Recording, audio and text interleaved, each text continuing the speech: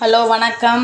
நேற்று நைட்டு எடுத்து வச்ச வெண்ணெயை இப்போ பாருங்கள், அந்த கடாயில் அந்த வெண்ணெயை ஃபுல்லாக என்ன செஞ்சுருக்கிறேன், எடுத்து போட்டு உருக்கிக்கிட்டு இருக்கேன். பாருங்கள், அந்த கலர் வந்து எப்படி சேஞ்ச் ஆகுது பாருங்கள். அந்த வெண்ணெய் வந்து அப்படியே உருகுது பாருங்கள், எப்படி சேஞ்ச் ஆகுதுன்னு பாருங்கள். இந்த வெண்ணெய் ஃபுல்லாக ஃப்ரிட்ஜில் எடுத்து வச்சுருந்தேன். இப்போ கடாயை சூடு பண்ணிவிட்டு அந்த வெண்ணெயை ஃபுல்லாக அந்த கடாயில் ஊற்றிருக்கேன். இது கொஞ்சம் கொஞ்சமாக அந்த வெண்ணெய் வந்து அப்படியே மெல்ட் ஆகி அப்படி வெண்ணெய் வந்து அப்படி உருகி நெய்யாக உருவாகுது பாருங்கள்.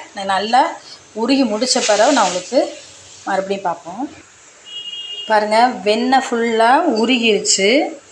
இப்போ நம்ம வந்து வீட்டுக்கு தேவையான அளவு வெண்ணெய் எடுத்து வச்சுக்கலாம். அதை எடுத்து வச்சோம் அப்படின்னு சொன்னால் நல்லா தண்ணிக்குள்ளேயே போட்டு வைக்கணும். நம்ம வந்து ஏதாவது வாய் புண்ணு வயிறு புண்ணு இருக்கிறவங்க அதில் தினம் கொஞ்சம் கொஞ்சம் வெண்ணெய் எடுத்து நம்ம என்ன செஞ்சுக்கலாம், சாப்பிட்டுக்கலாம். வாய்க்குள்ளேயே வச்சோடனே அது நல்லா மெல்ட் ஆகி நல்லா வயிற்றுக்குள்ளே இறங்கி நல்லா அந்த புண்ணெல்லாம் ஆற்றும். வேணும்னா வெண்ணெயாகவே எடுத்து வச்சுக்கலாம்.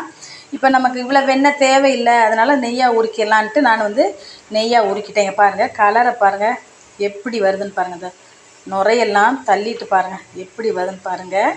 இன்னும் கொஞ்சம் நல்ல நெய் வரணும் பாருங்கள். நெய்யை வந்து நம்ம என்ன செய்யணும், சிம்மில் வச்சே தான் நம்ம என்ன செய்யணும், உருக்கணும். இப்போ பாருங்கள், அந்த கலர் வந்து கொஞ்சம் கொஞ்சமாக அப்படியே தண்ணி மாதிரி சேஞ்ச் ஆகுது பாருங்கள்.